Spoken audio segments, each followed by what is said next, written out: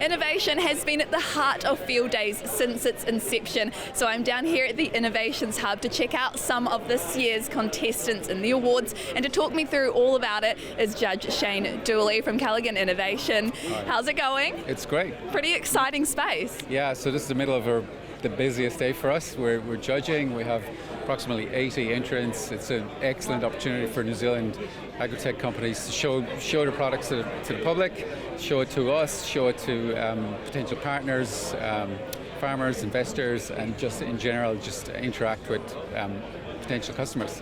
Yeah, tell me a bit about the awards itself. I mean, is it just a really great platform for anyone who's come up with this idea that they can see a solution to a problem and come here and show it to New Zealand and the world? Yeah, absolutely. There's three categories. So there's one so early stage, so prototypes.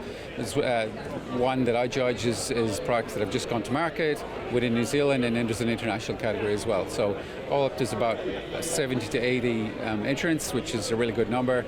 And I've been doing it probably 8 to 10 years now. I can't even remember how long.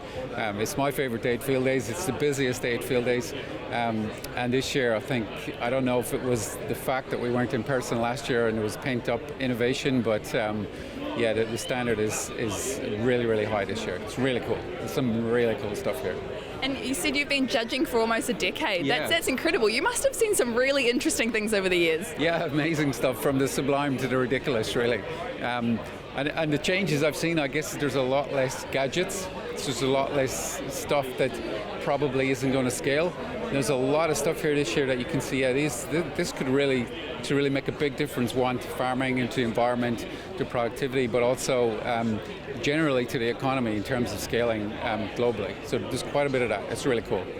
And probably quite great. I mean, people can come down here and actually have a go at some of the things as well. And how important is that kind of the engagement between the people who've innovated these great ideas and the public and the farmers as well coming in? Yeah, so ironically, it's possibly of less use to the farmers than it is to the innovators themselves. So some of these companies will get in front of 40,000 potential farmers in 4 days. That's, as a product developer and an innovator, that's impossible to do anywhere else. So it's a really, really cool opportunity to do that. So that's a really important part of it. And yeah, there's a really cool opportunity also to reach potential customers, potential sales. In some of these cases, that's not quite what is driving them. It's just, okay, we'll get some input from customers and users. Well, should we take a little walk down and have a look? Because there are some really incredible things around here and some cool stuff you can get involved with too. Want to know though, have you actually ever invented something yourself? Oh, I've worked in product development a lot, so yeah, I guess I have. I've been in agri-tech probably 15 years, and the GPS industry before that. So yeah, I have. Are there any sort of past winners that maybe stand out to you, or what sort of maybe even the craziest invention you may have seen?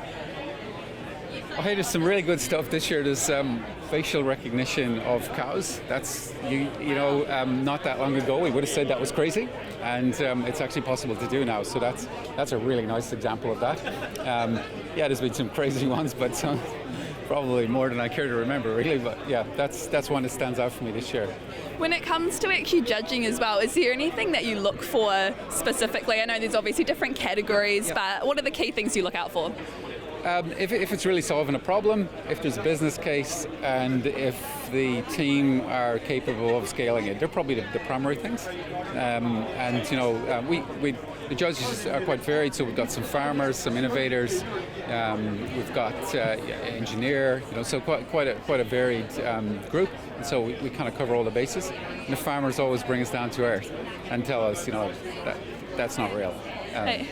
You mentioned crazy ideas a few times. I'm even looking behind me. There's some interesting stuff going on over there as well with some sheep and numbnuts and some really interesting stuff. You obviously got quite a tricky couple of days all day coming up to sort of judge. Yep. Give us any clues about any front runners? Or I can't right now. We've seen probably half of them, so we're halfway through the day. Like I said, it's a long day. We'll go till we started at first thing. We'll go till 6 o'clock, and they'll be screaming at us to give them a winner, so they can get some photos for tomorrow, and so that the winners can get to show the fact that they've won awards during the rest of the show. So that would be giving away a little bit too much at this stage, since I've only seen half of it. It sounds like you've got a tough decision to make, and we'll be back here on Friday to actually reveal and have a chat to some of those winners.